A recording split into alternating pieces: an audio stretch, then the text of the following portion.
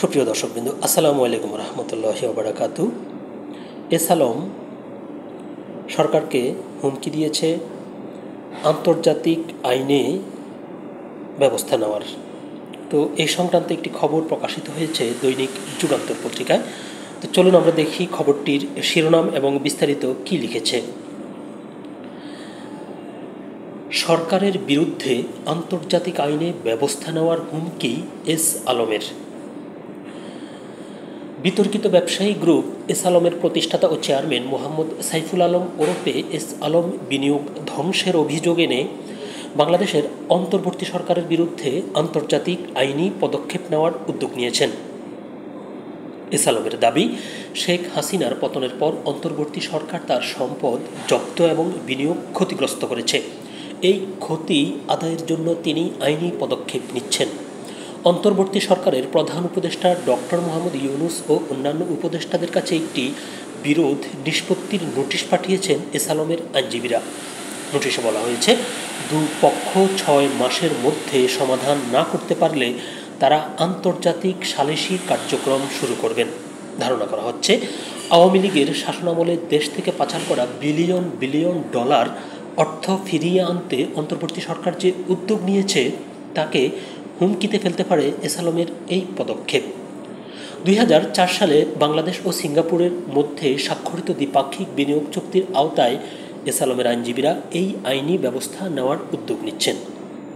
18 December পাঠানো এই নোটিশে বলা হয়েছে, এস আলম পরিবার 2011 সালে সিঙ্গাপুরের পার্মানেন্ট রেসিডেন্স স্থায়ী বসবাস এবং 2021 থেকে 2023 সালের মধ্যে দেশটির নাগরিকত্ব পেয়েছেন। এস আলমের পরিবারের সদস্যরা 2020 সালে বাংলাদেশের নাগরিকত্ব ত্যাগ করেছেন বলেও উল্লেখ করা হয় এতে। আইনি প্রতিষ্ঠান কুইন ইমানুয়েল অ্যান্ড সুলিভান এর আইনজীবীদের পাঠানো ওই নোটিশের চিঠি দেখেছে ব্রিটিশ সংবাদ মাধ্যম ফিনান্সিয়াল টাইমস। ওই নোটিশে অভিযোগ করা হয়েছে, এস আলম পরিবারের ব্যাংক অ্যাকাউন্ট জব্দ করা হয়েছে, তাদের উপর ভ্রমণ নিষেধাজ্ঞা দেওয়া হয়েছে এবং তারা নিজেদের কোম্পানিগুলোর নিয়ন্ত্রণ হারিয়েছেন। এছাড়া কোনো অফিসিয়াল নোটিশ ছাড়াই তাদের বিরুদ্ধে সম্ভাব্য অর্থ পাচারের তদন্ত করছে রাষ্ট্রীয় সংস্থাগুলো। নোটিশে আরও বলা হয়েছে, এস আলম গ্রুপের মালিকানাধীন ব্যাংকগুলোর ঋণ বিতরণের বিধিনিষেধ আরোপ করা হয়েছে, বদলে ফেলা হয়েছে ব্যাংকগুলোর ম্যানেজমেন্ট টিম, তাদের চুক্তিগুলো যথেচ্ছভাবে এবং যথাযথ প্রক্রিয়া ছাড়াই বাতিল করে দিয়েছে সরকার।